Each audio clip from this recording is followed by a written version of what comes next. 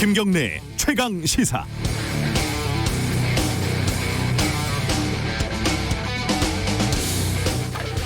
수습기자 때는 밤새 경찰서를 돌면서 화재나 변사 사건 같은 걸 챙겼습니다.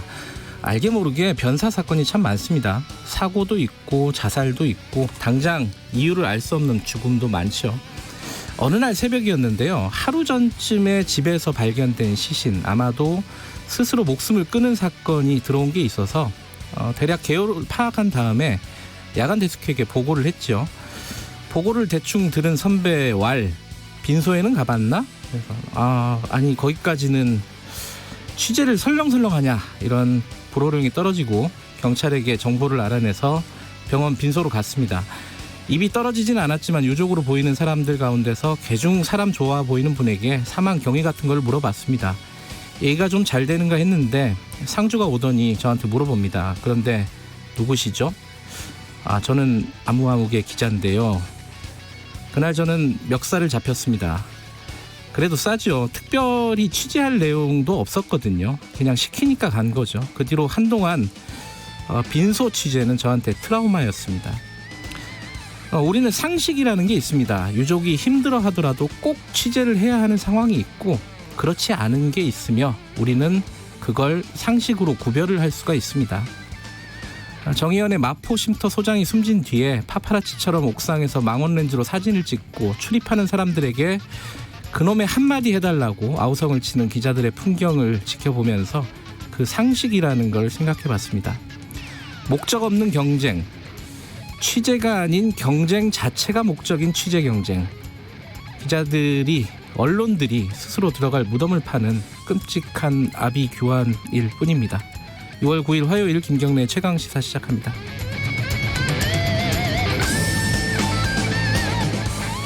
네, 김경래 최강시사는 유튜브 라이브 열려 있습니다. 실시간 방송 보실 수 있고요. 문자 참여 기다립니다. 샵 9730이고요. 짧은 문자는 50원, 긴 문자는 100원입니다. 스마트폰 콩 이용하셔도 좋습니다. 오늘 1부에서는요. 이재용 삼성전자 부회장 구속영장 기각됐습니다. 더불어민주당 박용진 의원과 함께 기각의 의미, 앞으로 수사 방향, 재판 등등 좀 짚어보겠습니다.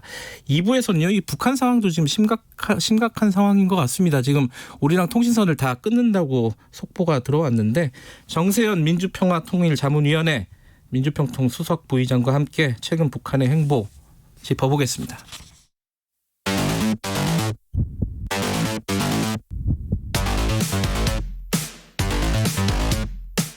오늘 아침 가장 뜨거운 뉴스 언박싱. 네, 매일매일 택배 박스를 뜯는 두근두근한 마음으로 준비합니다. 뉴스 언박싱 고발뉴스 민노기 기자 나와 있습니다. 안녕하세요. 안녕하십니까. KBS 김양순 기자 나와 있습니다. 안녕하세요. 네, 안녕하세요. 오늘은 이 소식부터 할 수밖에 없겠죠. 오늘 조간 뉴스도 기각이 하도 늦게 돼갖고 한 새벽 2시 됐나요? 그래가지고 네. 기사가 없더라고요, 다들. 자, 이건 민노기 기자 먼저 상황부터 간단하게 정리하고 좀 상황을 짚어보죠. 오늘 새벽 2시 이재용 부회장 구속영장이 기각이 됐습니다. 네. 이 부회장 신문에만 8시간 30분가량이 소요가 됐는데요. 일단 기본적인 사실관계가 소명이 됐고, 그동안 수사를 통해서 이미 상당 정도의 증거를 검찰이 확보한 점, 그리고 불구속 재판 원칙에 반해서 피의자들의 구속할 필요성이라든가 상당성에 대해서는 소명이 부족하다. 이게 이제 기각 사유입니다. 피의자들의 책임 유무라든가 그 정도는 재판 과정에서 충분한 공방과 심리를 거쳐 결정하는 게 타당하다고 판단이 된다. 이렇게 원정숙 영장정답 부장판사가 기각 사유를 밝혔습니다. 그러니까 혐의는 상당 부분 소명이 됐는데 왜 구속을 해야 되느냐? 요거에 대한 소명이 부족했다는 거죠? 네.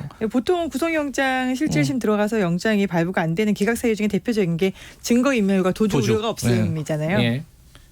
그 부분은 뭐 도주할 이유는 없는 것 같고 증거는 충분히 확보한 것 같다. 일단 네. 이렇게 판단한 것으로 보여지고요.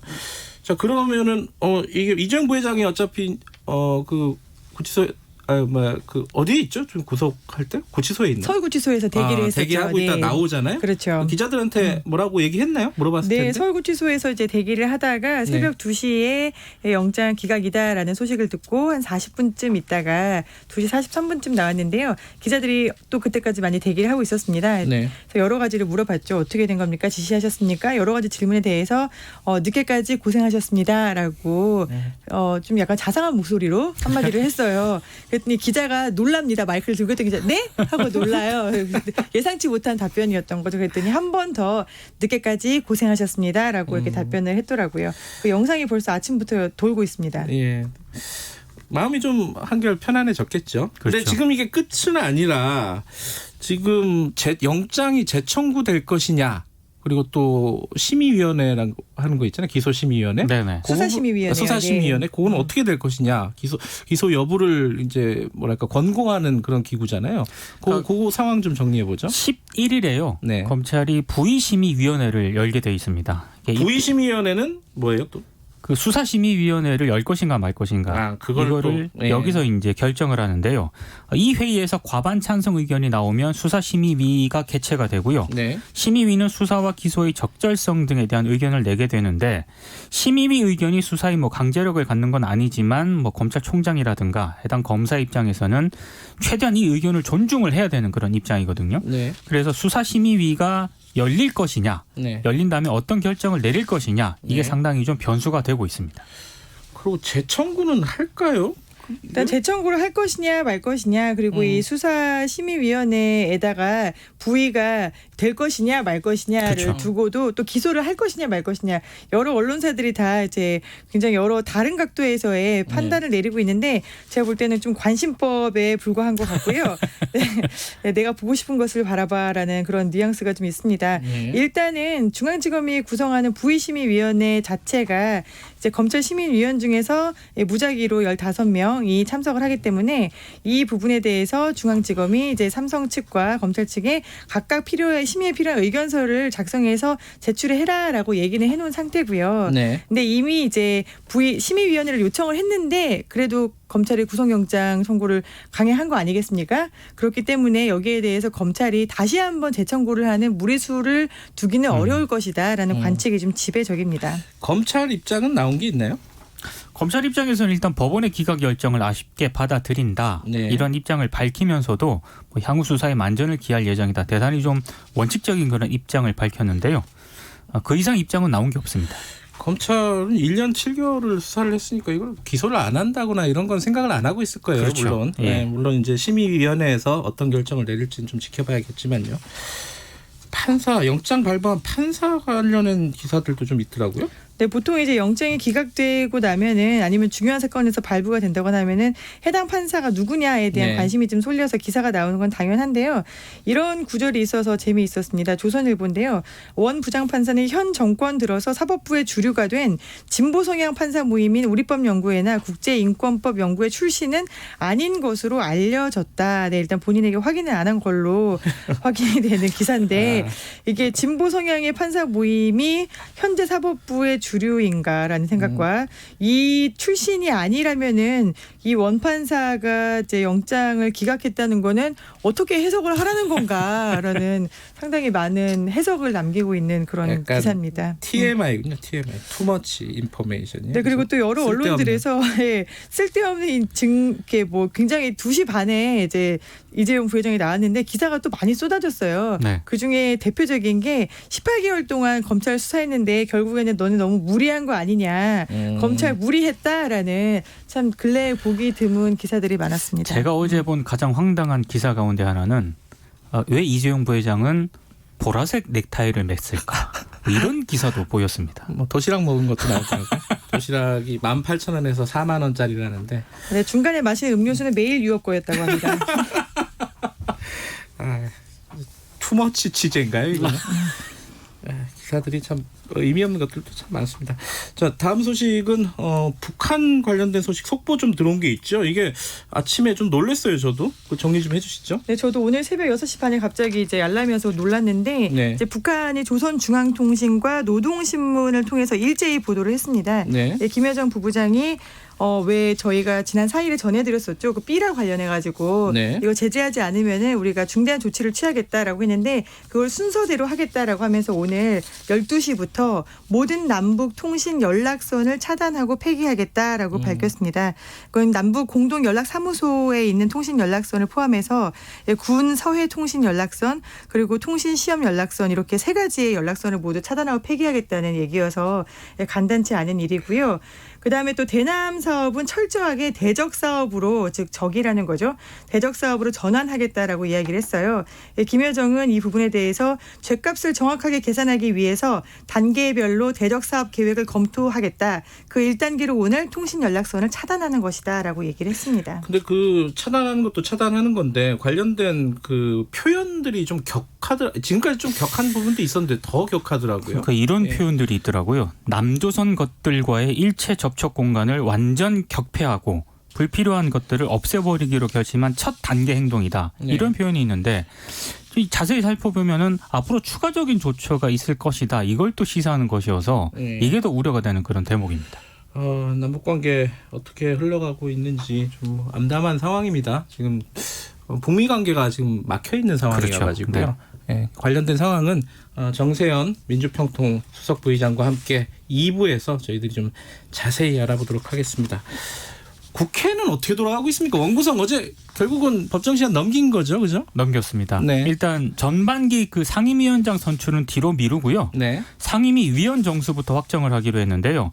그 상임위별로 위원을 몇 명씩 배치할지부터 정해야 한다. 이렇게 미래통합당이 제안을 했고 네. 이걸 박병석 국회의장하고 민주당이 받아들였습니다. 그래서 특위 논의를 거쳐가지고 오는 10일 국회 본회의에서 상임위별 의원 정수 규칙 개정안을 처리하기로 했습니다. 10일이요? 10일에. 네. 그럼 내일이네요? 내일입니다. 네. 좀 이게 시간을 조금 번 거죠? 그냥 결과적으로 보면은. 그렇게 해석이 되고 있습니다. 예. 그 미래통합당이 일단 새로운 협상안을 또 내놨거든요. 네. 그러니까 쟁점이 법사위 아니겠습니까? 예. 법사위를 쪼개자, 그러니까 사법위와 법제위로 분리하자 이렇게 제안을 했는데요. 법제위는 뭐 상설특위로 구성을 해가지고 뭐 법안 체계라든가 작구 심사를 맡도록 하고 사법위는 법원, 검찰, 뭐 공수처 등을 담당하도록 하자는 그런 내용인데요. 네. 이게 법사위를 이원화하면 여야가 각각 위원장을 번갈아 맡을 수 있다. 뭐 이런 차원의 어떤 그런 제안인 것 같은데 시간은 좀 번 것 같습니다만 이게 이대로 관철이 될지는 좀 여전히 좀 의문부로 남아 있습니다. 저는 이게 4년마다 이렇게 벌어지면 뭔가 좀 초등학생 같은 생각인데 좀 규칙 같은 거 만들어가지고 좀 자동적으로 뭔가 일이 진행되면 안 되는 건가라는 생각도 언뜻 들더라고요. 그러니까 보통은 이제 법사위원장을 야당 몫이다라고 주장을 해왔기 때문에 이게 벌어지고 있는 일인데 네. 이게 사실 뭐 법제위와 사법위 이렇게 분리하는 것도 어떻게 보면은 꼼수에 그렇죠. 불과한 거거든요. 네. 이게 법사위가 모든 국회 상임위의 법안들의 관문인 건데 그러면 그건 어떻게 하겠다는 건지 이 부분에 대해서는 또 설명도 없어서 참 어떻게 될지 앞으로. 지금 12일 날 오전까지 달라는 거죠? 그 국회의장 박병석 국회의장은 그죠? 그러니까 상임위 명단을? 선임 명단을 달라는 건데요. 예. 일단 그날 12일 오후 2시에 국회 본회의를 열겠다고 했거든요. 네. 근데 민주당 같은 경우에는 일단 그 미래통합당이 제안한 거 이거는 검토는 해보겠지만 만약에 이제 시간 끌기용이라면 네. 그대로 이제 강행을 하겠다는 입장이기 때문에 네. 금요일쯤에 이 문제가 또 분수령이 될 것으로 보입니다. 그러면 시간이 며칠 한 3일 정도 남은 건데. 3일 정도 시간을 번 겁니다. 자, 3일 동안에 국회에서 어떤 협상들이 좀 이루어지는지 지켜봐야 될 것 같습니다. 제가 아까 좀 전에 초등학생 같은 질문이라 그랬는데 초등학생 비하 발언. 네, 그럴 수도 있죠. 전국의 초등학생 여러분들께 심심한 유감을 표합니다. 우리 애가 듣고 있기 때문에요. 네. 나중에 저한테 뭐라고 합니다. 초등학생들 무시하지 말라고. 우리 애는 구속될 것 같다고 얘기했었는데 저랑 내기를 했었거든요. 뉴스를 조금 더 봐야 하는 걸까요? 아니면 정의감이 넘치는 걸까요? 아니 뭐 무슨 내용인지는 잘 모르더라고요. 네. 네, 오늘 여기까지 듣죠. 고맙습니다. 고맙습니다. 고맙습니다. 뉴스 언박싱 고발뉴스 민동기 기자, KBS 김양순 기자였습니다. 김경래 최강시사 듣고 계신 지금 시각은 7시 34분입니다. 오늘도 폭염은 계속되겠습니다. 서울을 비롯한 수도권 일부 지역과 충청북도 청주의 경우 오늘 오전 11시를 기해서 폭염특보가 확대되면서 중부 내륙 지역, 일부 전라도 내륙 지역, 경상북도 지역을 중심으로 폭염특보가 내려지는 것이고 경산의 경우 폭염 경보가 내려져 있다는 점도 참고하시기 바랍니다. 지난밤 밤새 열기가 식지 않고 강릉의 경우 열대 현상이 나타났고요. 오늘 낮 최고 기온은 서울 33도, 세종, 대전, 광주 34도, 대구 35, 경산은 36도의 높은 기온이 예상되는 만큼 건강 잘 챙기시기 바랍니다. 오늘 우리나라는 동해상에 위치한 고기압의 영향을 받아서 종일 맑은 날씨가 계속되겠습니다. 지금 서울 기온은 22.7도, 습도는 68%입니다. 지금까지 날씨 정보 윤지수입니다. 다음은 이 시각 교통 상황 알아보겠습니다. KBS 교통정보센터의 이승미 씨입니다. 네, 출근길 교통 상황입니다. 서울 외곽고속도로 판교에서 일산 쪽으로 송내에서 중동까지 갓길에서 작업을 하고 있습니다. 출근 차량이 늘면서 여파가 길어졌는데요. 시흥요금소에서 중동 나들목 쪽으로 9km 구간 정체입니다. 서양고속도로 목포 방향은 순산터널 부근에서 용담터널 쪽으로 정체 시작됐고요. 경부고속도로 서울 방향으로 수원에서 밀립니다. 달래내곡에서 반포까지 속도 내기 어렵고요. 부산 방향은 한남에서 서초까지나 신갈에서 수원까지 정체입니다. KBS 교통정보센터였습니다. 당신은 일일 몇 강 하고 계십니까? 어제도 1강, 오늘도 1강. 김경래의 최강 시사 아니겠습니까? 하하하하하 예. 네, 김경래 최강 시사 듣고 계십니다. 이재용 삼성전자 부회장 구속영장 기각. 오늘 새벽이죠. 앞으로 수사가 아직 좀 남아 있고요. 정리를 해야 되고 또 기소심의위원회, 그러니까 수사심의위원회가 예정은 아니고 이제 부의를 할지 말지가 결정이 될 것이고 앞으로 어떤 영향을 미칠지 좀 짚어봐야 될 것 같습니다. 더불어민주당 박용진 의원 스튜디오에 나와 계십니다. 안녕하세요. 네, 안녕하세요. 박용진입니다. 이건 좀 예측하기 힘든데 구속영장 발부 기각은 네. 어떻게 생각하셨어요? 사실 어제 밤까지는? 요 사건 전체가 되게 복잡해요. 네. 근데 이 복잡한 거를 어쨌든 제가 2년 전부터 네. 대중도 쉽게 설명하니라고요. 네. 한 100회 재벌개혁 100회 강연 이렇게 하는 도중에 요 문제에 대한 강연이 한 28분짜리가 있어요. 네. 그래서 쉽게 설명해 놓은 게 있으니까 제가 박용진 TV라고 제 유튜브에 네. 대문에 걸어놨어요 어제부터. 그래서 이제 많이들 보고 계시기 시작하는데 사건의 전반적인 해설이 그렇게 보시고요. 예. 어제 그 관련해서는 사실 이게 죄가 있냐 없냐를 따지는 게 아니라 네. 어제 그 판사도 말씀하신 것처럼 구속 재판이 필요하냐 아니냐 이것만 보는 거잖아요. 영장. 형식적으로는 그렇죠. 예. 그런데 좀 아쉬운 게 있어요. 어떤 부분이요? 불구속 재판의 원칙에 반해 피해자들 이게 3명이죠. 예. 구속할 필요성과 상당성에 관해서 소명이 부족하다는 거예요. 그러면서도 이 기본적 사실관계가 소명됐다. 네. 검찰이 또 그동안의 수사를 통해서 이미 상당 정도의 증거가 확보했다. 네. 이 말은 뭐냐면 범죄의 혐의가 소명되어 있고 네. 잘 설명되어 있고 다만 증거인멸 할래야 다 가져가서 없고 뭐 도주를 하겠냐 설마 이러니 그냥 그 불구속 재판 하자는 건데 네. 생각해 보십시오. 그 범죄 혐의가 어느 정도 소명이 됐고 기본관계에 대한 증거도 있다고 하는데 네. 이거를 부인하고 있잖아요. 피의자가 범죄 사실을 부인을 하고 있다. 나는 그런 적 없어요. 나는 보고받은 적도 없어요. 예. 공장 바닥이 왜 뜯어져 있죠? 그거 잘 몰라요. 이렇게 하고 있다고 하는 거는 예.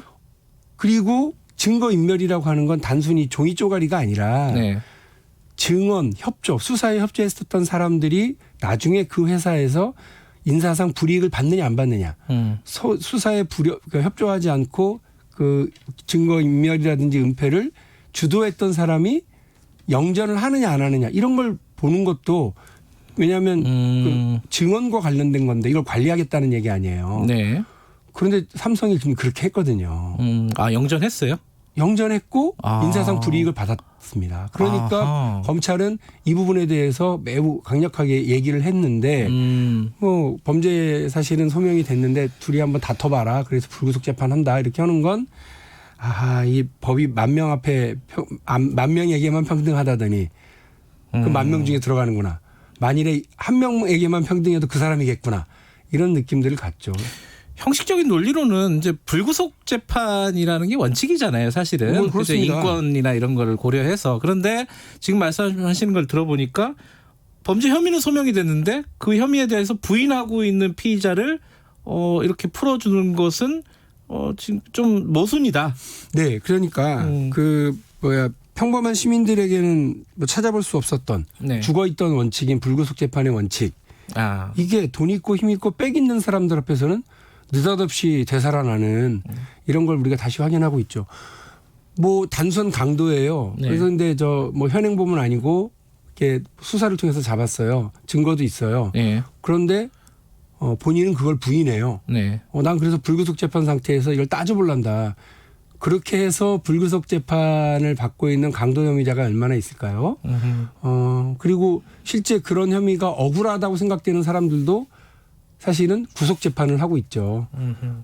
불구속 재판을 원칙으로 하려고 그러면 억울하다고 생각되는 네. 돈 없고 힘 없고 백 없는 서민들에게 먼저 이런 것이 적용되기를 대한민국 재판부에 다시 한번 당부를 드립니다. 봐줬다라는 측면이 좀 있다고 보시는 거예요? 법원이? 뭐 판사의 재량이라고 저는 생각합니다. 뭐 네. 그것까지 뭐라고는 안 하겠습니다. 다만 네. 불구속 재판의 원칙에 대해서만 제가 말씀을 드렸습니다. 알겠습니다. 근데 어제인가 제가 다른 방송에서 인터뷰하신 거 보니까 본인이 원래 이제 박용진 의원께서는 삼성에 대해서 좀 비판적인 시각을 이재용에 대해서 비판적입니다. 그런가요? 네, 삼성 사랑합니다. 그래서 삼성 저격수가 아니다 본인이. 저는 삼성을 저격한 적이 삼성 없습니다. 도움이다. 도움을 많이 드리려고 그럽니다. 삼성에서 들으면 좀 기분 나쁘지 않을까요? 왜요? 아니 이게 되게 중요한 얘기인데요. 예. 삼성은 이번 사건 전체에서 피해자입니다. 삼성이라고 하는 기업이. 삼성은 피해자다. 그렇죠. 삼성전자의 돈을 빼다가 횡령. 네. 그리고 그거를 뇌물로 갖다 바친 거 아닙니까? 바치도록 지시한 거 아니에요. 그래서 그거 유죄가 됐잖아요. 네. 삼성은 피해자고 삼성에 투자했던 사람, 삼성의 주주들 네. 다 피해자인 겁니다. 예. 이재용이 가해자입니다. 이거 분명한 거고요. 네. 어제 있었던 삼성물산 제일모직 합병과 관련된 네. 사건과 관련해서도 만일에 검찰의 주장이 다 맞다고 그러면 일단 삼성에 관련된 기업들 네. 그리고 삼성물산의 투자자들 그리고 대한민국의 자본시장 그리고 한국 경제 전반이 그리고 국민연금 네. 이런 데가 다 피해를 받고 예. 이재용 부회장만 이득을 본 거예요. 그런데 문제는 이재용 부회장은 이 모든 사실 이런 모든 혐의나 이런 것들이 서류로 다 증거로 확인이 되고 있는 것 같거든요. 네. 그런데 이런 것이 없었다가 아니라 네. 이런 사실이 있었는데 나는 몰랐다. 네. 나는 죄가 없다는 거죠. 이 어마어마한 주가 조작부터 부정거래 그다음에 분식회계 이런 일들 그다음에 공장 바닥 뜯어내고 거기다가 증거물 갖다 은폐하고 노트북 갖다 묻었던 그런 모든 행위가 그런 일이 없었다라고 주장하는 게 아니라 그런 일이 있었는지는 모르겠지만 나는 모른다. 이 어마어마한 일을 본인도 모르게 진행되고 있는 회사라면 이분은 그 회사에 필요 없는 분인 거예요. 의사결정 같은 걸 안 하고 있는 거잖아요. 아무런 의사결정 관련에 대해서 의사결정에 자기 권한을 발휘하지 못하거나 예. 꿔다놓은 보리 자르거나 아니면 허수아비 경영을 하고 있는 분이기 때문에 네. 저는 뭐 이분이 구속되면 큰일 날 것처럼 엄살들 피우는 것도 이상하고 예. 다시 말씀드리지만 삼성이 피해자. 삼성 기업은 오히려 이 사건에서 피해자고요. 논리적으로 따지면 그러네요. 네. 사실이 그렇습니다. 논리적인 걸 떠나서요. 말을 잘하고 못하고가 아니라 예. 사실관계가 분명하고 그래서 네. 저는 삼성이라고 하는 회사가 세계 인류 기업으로 더 거듭나야 되고 네. 애플, 구글, 마이크로소프트 이런 회사들하고 경쟁하기 위해서 네. 뭐가 필요하냐. 글로벌 스탠다드를 지키는 거. 그리고 회계 투명성, 경영의 투명성 이런 것들이 좀 확실해지는 거. 시장이 제일 싫어하는 게 불확정성이거든요. 불확실성. 이런 것들을 제거해 주는 거. 그런 것들을 좀 해야 된다고 하는 생각을 하고 있습니다. 근데 삼성이 피해자라고 말씀하셨는데 그런데 이제 삼성은 좀 전사적으로 이재용 부회장의 뭐 구속을 막기 위해서 이제 뭐 요새는 커뮤니케이션 팀이라고 하나요? 홍보팀에서 홍보팀. 열심히 활동도 하고 여론 언론 플레이도 하고 하잖아요. 예. 삼성이 피해자인데 삼성은 오히려 이재용 부회장을 지금 돕기 위해서 구속을 막기 위해서 노력한단 말이에요. 그게 웃긴 거죠. 그러니까 그 검찰이 수사를 대상으로 한 건 삼성전자나 삼성그룹이 아니고요. 이재용 부회장이라고 하는 자연인이에요. 그런데 이 자연인의 범죄 혐의를 이렇게 그 디펜스하기 위해서 삼성이라고 하는 삼성으로부터 기업으로부터 돈을 받고 일을 하는 변호사들이라든지 관계자들이 그렇게 일을 하는 건 이것도 넓은 의미에서 보면 배임이에요. 문제가 있다고 저는 보고요. 네. 그 삼성 그 바이오로직스 그 저기 증거 인멸 사건과 네. 관련해서 8명이 구속되고 처벌을 받았는데요. 네. 그분들 제가 쭉 경력, 양력 이런 걸 보니까 훌륭한 대학 나와서 정말 열심히 일했던 분들인데 그분들이 왜 이 사건의 은폐를 위해서 그리고 범죄 행위를 저지르다가 감옥을 갔다 오고 이래야 되는 거죠. 별 납득이 안 가요. 그분들 아마 삼성의 임원들 됐을 때 동네 현수막 걸리고 잔치 벌였을 거예요. 왜냐하면 자랑스러우니까. 그럼요. 삼성 그룹에 입사한다는 것 자체가 그럼요. 영광이죠. 그만큼 대한민국에서 삼성이 차지하는 위치가 대단하고 국민적 존경과 사랑을 받는 기업인데 이 기업이 왜 애플, 구글 저렇게 잘 나가고 있을 때 공장 바닥이나 뜯어내는 일을 하고 있어야 되느냐. 이게 저의 삼성을 사랑하는 국회의원 박용진이 갖고 있는 안타까움인 거예요. 알겠습니다. 그 이후 상황들을 좀 보면요. 이제 수사가 중단된 건 아니고 당연히 구속이 안 됐을 뿐이고 그럼요. 예. 수사를 이제 마무리할 텐데 영장을 재청구할 것이냐 혹은 지금 11일 날 그러니까 내일 모레네요. 모레 검찰 수사심의위원회에 부의할 것인지 붙일 것인지 여부를 결정하는 네. 위원회가 열리지 않습니까? 예. 이게 일정이 두 개가 좀 부딪혀요. 그럼 재청구는 논리적으로 보면 쉽지 않겠다라는 생각도 들고 어떻게 예측이 되세요? 아마 이 증거 자료를 충분히 낸 것 같아요. 그러니까 이재용 부회장도 알고 있었다 이 모든 일을 트럭으로 냈다면서요? 예, 그렇게 냈는데 네. 그럼에도 불구하고 지금 안 됐다고 하는 거라서 네. 새로운 혐의 사실이라든지 뭐 이런 것들을 좀 내면 네. 어떨지 모르겠습니다만 판단하겠죠 검찰이. 근데 요 구속영장을 청구해서 구속재판이 필요하다고 하는 것과 수사심의위원회에서 다루는 게 조금 결이 다를 수도 있거든요. 그러니까 수사를 계속 할 건지 말 건지 아니면 기소를 할 건지 말 건지 네. 혹은 그 수사 과정에 무슨 불만이 없는 건지 이런 걸 한 5가지 정도를 따져보겠다고 하는 거라서 어떤 것을 삼성 측에서 이재용 부회장 측에서 요구해서 이것이 소집되기를 청했는지는 좀 봐야 알겠습니다만 일단 뭐 결이 다른 거니까 각각의 트랙대로 가는 거거든요. 네. 요번에 이제 심의위원회, 수사심의위원회에서 뭐 가능성이야 모르겠지만은 뭐 기소가 부적절하다 이런 결론까지 내릴 수가 있는 건가요? 아닙니다. 기소는 아마 자신 있었던 것 같아요. 다만 네. 뭐 지금 전담 판사가 얘기한 것처럼 네. 이제 구속 재판까지 해야 돼라고 하는 것을 설득하느냐 마느냐의 문제였거든요. 네. 그러니까 왜냐하면 아시는지 모르겠는데 이복현 검사를 중심으로 한 수사팀하고요. 네. 검찰 지휘부하고 상당히 마찰이 많았던 모양이에요. 그래요. 그런데 최종 보고를 할 때 하고 나서 영장 치겠습니다 할 때는 아무도 뭐라고 안 했대요. 그러니까 이미 확실해진 거죠. 확실해진 거죠. 그래서 아주 자신 있게 검찰 공보 담당관이 얘기를 하는데 영장 청구에 있어서 조금의 이견도 없었다. 이렇게 얘기를 했다고 제가 들었거든요. 그러니까 네. 그 얘기는 검사라면 네. 수사를 해본 사람이라면 이거는 뭐 빼박이네. 영장 반드시 쳐야 되겠구나라고 하는 것은 분명한 것 같고요. 네. 구속 재판을 할 거냐 말 거냐는 또 이거는 판사의 재량이기 때문에 네. 뭐 다르게 보는 것 같습니다. 근데 수사심의위원회는요. 이게 앞으로 그럼 민감한 사건이나 이런 거 있으면 누구나 다 이렇게 하지 않겠어요? 한 번 더 기회를 받는 거잖아요. 예, 검찰의 수사가 부당하다고 생각되는 돈 없고 힘 없고 빽 없는 사람들이 많이 했으면 좋겠습니다. 돈 있고 힘 있고 빽 있는 사람들 비싼 변호사 사가지고 이렇게 하는 분들 말고요. 근데 그것도 잘 안 받아줄 거 아닙니까, 그죠?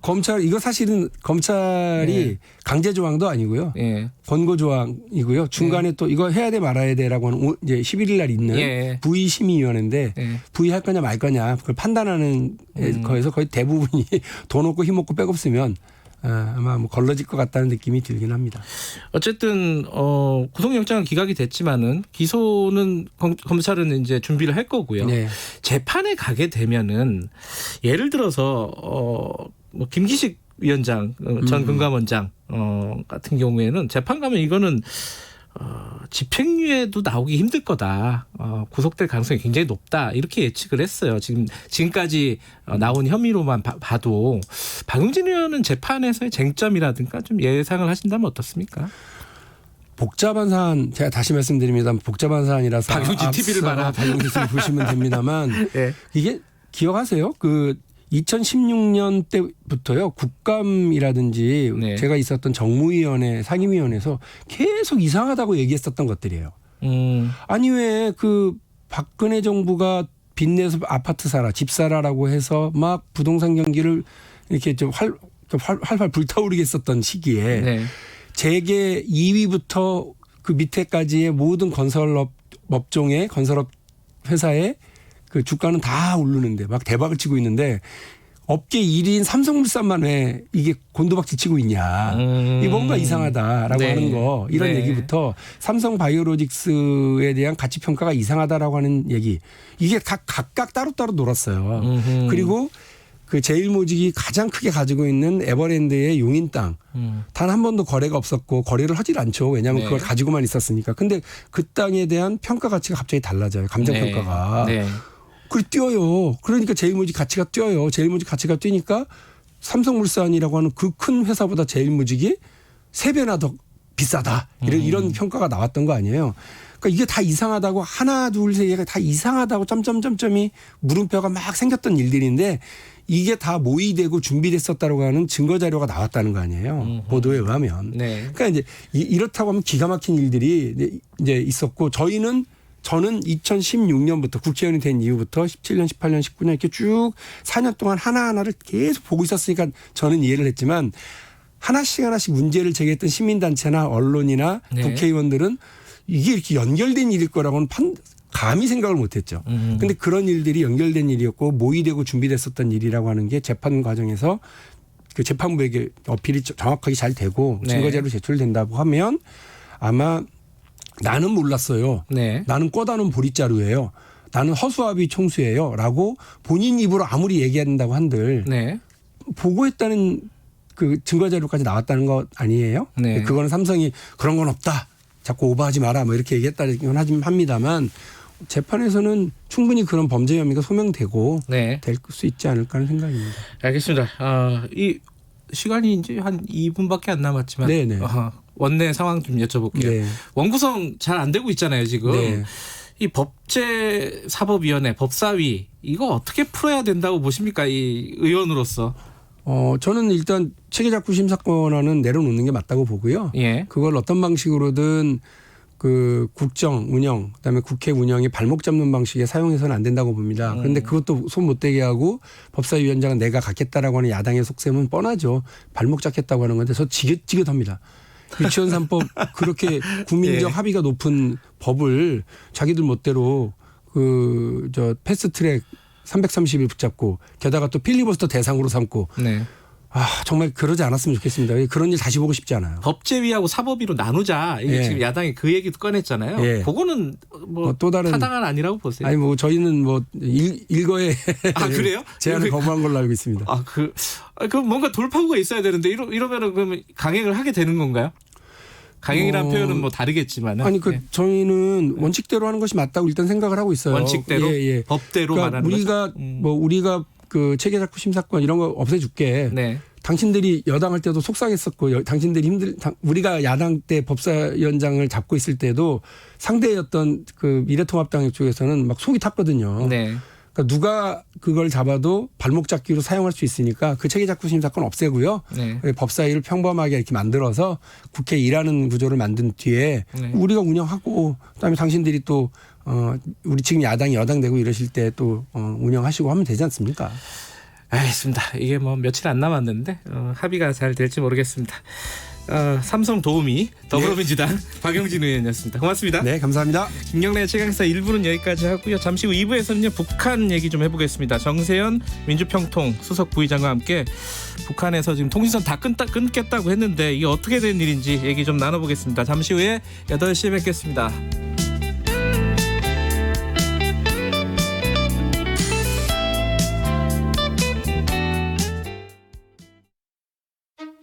안녕하십니까? 대한신경과학회 이사장 홍승봉입니다. 주요 신경과 질환인 치매, 뇌졸중, 파킨슨병, 뇌전증, 척추 말초신경 질환은 약 300만 명이 앓고 있습니다. 또한 많은 사람들이 두통, 어지럼증, 수면무호흡증, 각종 통증으로 고생하고 있습니다. 인구 고령화로 신경과 질환이 빠르게 증가하고 있어서 관련 전문의 확충이 필요합니다. 신경과는 국민 여러분의 뇌 건강과 신체 건강을 위하여 최선을 다하고 있습니다. 이 캠페인은 대한신경과학회가 함께합니다. 말 같은 말.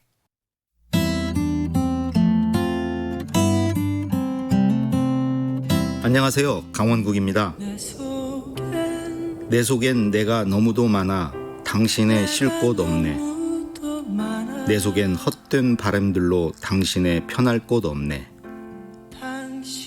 제가 좋아하는 가시나무 노랫말입니다. 내 속에 내가 너무 많으면 다른 사람이 들어올 자리가 없지요. 소통이 안 됩니다. 내 안에 빈자리를 만들어야 합니다.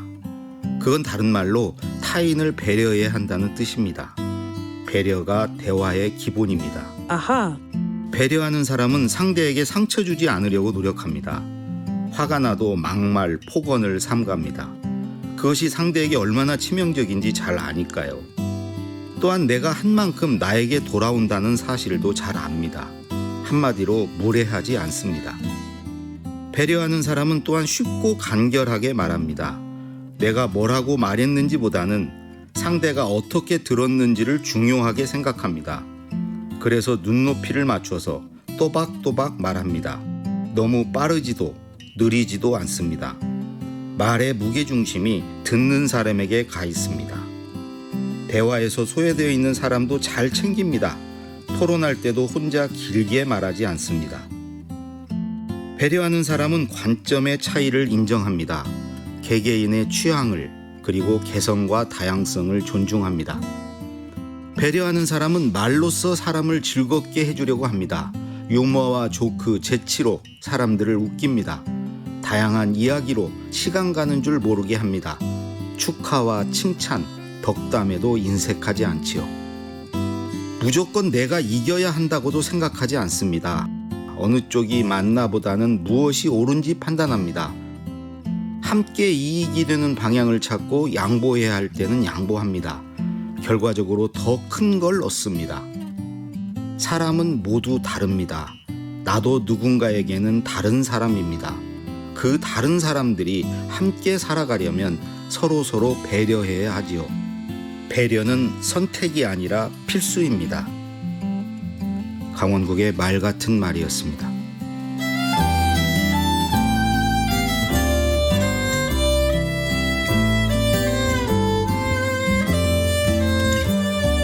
배려란 나를 비우고 상대를 높이며 승부보다는 방향을 생각하는 일.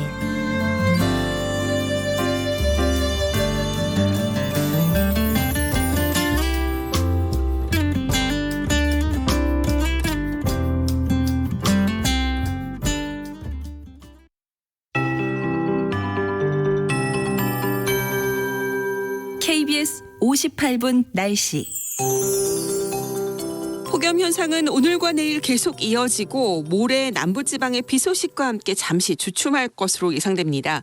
오늘 오전 11시를 기해서 서울의 동부 지역과 경기도의 의정부, 양주, 포천, 또 충청북도 청주 지역으로도 폭염주의보가 확대 발효되면서 중부 내륙 지역과 일부 전라도 내륙, 경상북도 지역을 중심으로 폭염주의보, 이 가운데 경상북도 경산의 경우 폭염 경보가 발효된다는 점 참고하시기 바랍니다. 오늘 낮 기온 30도를 훌쩍 넘을 것으로 보이고요. 서울은 33도 정도 예상되는데 세종과 대전, 광주는 더욱 높은 34도, 대구 35도, 경산은 36도 안팎까지 오르겠습니다. 내일도 낮 최고 기온은 26도에서 33도의 분포로 내륙 지역은 30도를 훌쩍 넘을 것으로 예상됩니다. 오늘 우리나라는 동해상에 위치한 고기압의 영향을 받아 맑은 날씨가 예상되고 내일은 그 가장자리에 들면서 오후부터 구름량이 늘겠습니다. 제주도 남쪽 해상에서는 정체전선이 점차 북상할 것으로 보이기 때문에 제주도 지방은 내일 오후부터, 전라남도 지역은 내일 밤부터 비가 내리기 시작해 목요일에는 남부지방을 중심으로 비가 내릴 것으로 예상됩니다. 한편 전라북도 완주의 경우 지금 초미세먼지 주의보가 내려져서 전라북도의 경우 오전 중에는 대기 상황이 나쁨 단계 예상됩니다. 지금 서울 기온 23.6도, 습도 65%입니다. 윤지수입니다.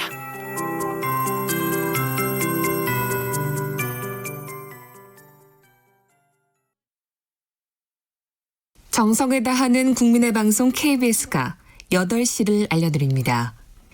AM 711kHz, FM 97.3MHz, KBS 1라디오입니다. HLKA.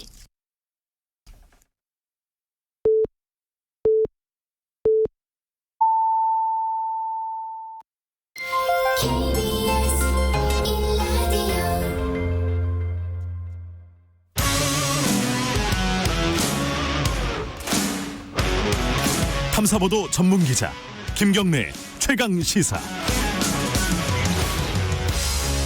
네, 김경래 최강 시사 2부 시작하겠습니다. 오늘 새벽에 들어온 속보입니다. 북한이 남북 연락선을 차단하고 폐기하겠다. 청와대를 포함해서요. 다 끊겠다는 건데 일단 통신선 자체를 이게 어떤 의미인지 판을 깨자는 것인지 당분간 이런 경색 국면이 계속될 것 같은데 이거 어떻게 풀어야 될지 저희들이 새벽에 모신 건 아니고 마침 정세현 전 통일부 장관 민주평통 수석 부의장님이 오늘 예정이 돼 있었는데 이런 소식을 또 여쭙게 됐네요. 제가 스튜디오에 모셨습니다. 안녕하세요. 네, 안녕하십니까. 네. 새벽에 이 뉴스 보시면서 어떤 생각이 드셨습니까? 그게 좀 궁금하네요. 난 처음에 지난 5일 날인가요? 4일 날 김여정의 담화가 나오길래 네. 야, 이거 남북관계 가을이 오는구나라고 생각했는데 겨울이 너무 빨리 왔어요. 아, 겨울이 왔다. 그래, 예. 가을이 왔다가 겨울이 오면은 봄도 오는 법이니까 그건 유명한 T.S. 엘리오트의 시구 아닙니까? 그러니까 봄도 머지 않으리 하는 자세로 일단 좀 기다릴 필요가 있어요. 저렇게 모든 통신선을 끊고 앞으로 만날 일도 없고 무슨 상종할 일도 없다는 식으로까지 말을 하는데 그거 매달릴 건 없습니다. 그러나 이제 저게 비라 때문에 저렇게 골이 나 있는데 특히 그 비라의 문구 때문에 그래요. 무례한 무슨 위선자 그다음에 무슨 뭐라고 그래 살인자 암살자 이런 식으로 자기들 최고 존엄을 그렇게 비판하고 나서니까 넘버2 이하 김여정이 사실상 넘버2가 됐습니다. 네. 당 중앙으로 부르라는 지시까지 나왔다고 그러는데 내부적으로 네. 당 중앙이라면 옛날에 김일성 시절에 김정일을 후계자로 내정해놓고 그걸 당 중앙이라고 간접적으로 호칭을 했어요. 상징적으로. 그 이하가 지금 김정은이 모독을 당했다는 데 대한 일종의 반발을 세게 해야만 자기네들의 충성심이 확인되는 그런 상황이에요. 그래서 예. 비라 때문에 그런 것은 틀림없고 예. 저렇게 골이 나서 모든 전화 통신선도 다 끊어버리겠다고 하는데 그러지 말자고 와서 매달릴 필요도 없고 일정한 시간이 지나면 또 다시 또 슬그머니 연결이 됩니다. 그전에도 슬그머니 연결돼요? 그럼요. 예. 그러니까 2000년 남북 정상회담하고 하고 나서 바로 그 정상 간의 통신이 하드라인이 연결돼 있었죠. 예. 그러다가 또 사용 안 하다가 문재인 대통령이 4.27 판문점 회담하고 나서 정상회담하고 나서 그걸 이제 살리기로 해가지고 지금 살아났던 걸 또 끊은 겁니다. 그쪽에서. 주로 끊는 건 그쪽에서 끊어요. 그런데 또 필요하면 또 연결이 되게 돼 있으니까 다만 지금 뭐 서해 군 통신선도 끊고 뭐 연락사무소 간에 직통전화선도 끊고 다 그랬지만 아마도 그 판문점 라인은 아직 살아 있을 거예요. 급한 일이 있으면은 판문점을 통한 전통문을 주고받는 식으로 해서 남북회담은 또 살려낼 수 있으니까 이제 조금 진득하게 기다릴 필요가 있습니다. 다만 지금 삐라 때문에 그렇게 됐기 때문에 그 전단 살포 금지 관련된 법률은 확실하게 국회에서 김태년 원내대표가 얘기한 대로 우선순위로 다뤄서 법안 만들어 놓고 그런 행동이 다시 일어나지 않도록 단속을 해나가는 그런 이 행동이 실제로 옮겨지면 조금은 이제 저쪽이 남쪽에 대해서 태도를 좀 바꿀 겁니다. 지금 정세현 장관께서는 원래 이제 이걸 남북 관계를 워낙 오랫동안 다루셨기 때문에 긴 안목으로 보시면은 매달릴 거 없고 좀 기다리면 해결된다 이렇게 보실지 모르겠지만은 얼굴 표정은 굉장히 좀 뭐랄까 실망스러운 표정이세요 지금. 아니 사람이 추나 추동이 있지만 겨울에 찬바람이 불면은 좀 뭉쳐들 수밖에 없죠. 나도 뭐 겨울이 왔다고 내가 아까 얘기하지 않았어요. 근데 이제 핵심은 이거예요. 지금 삐라는 직접적인 원인이고 삐라의 그 문구가 직접적인 원인이 됐지만 기본적으로 그쪽에서 가지고 있는 문재인 정부에 대한 불만은 이걸 우리가 좀 알고 얘기를 해야 됩니다. 4월 27일 날 판문점에서 2018년 4.27 판문점 선언에서 많은 걸 약속을 했어요.